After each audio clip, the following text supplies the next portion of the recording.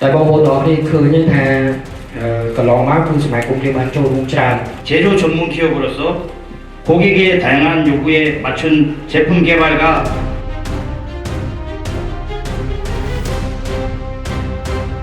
តែបងប្អូនទាំងអស់គ្នាឃើញថាកន្លងមកគឺសមាគមយើងបានចូលរួមច្រើនគ្រប់វិស័យដែលសមាគមបានតែងតែរៀបចំហើយការផលិតផលនៅក្នុងប្រទេសកម្ពុជារបស់យើង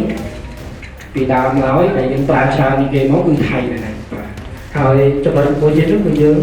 រួមគ្នាក្នុងការប្រើប្រាស់ឥឡូវផលិតផលក្នុងស្រុកយើងប្រើប្រាស់ហើយ គឺមាននៅកណ្ដាស់ខ្លមួយសម្រាប់ខ្ញុំដូចទៅលោកត្រី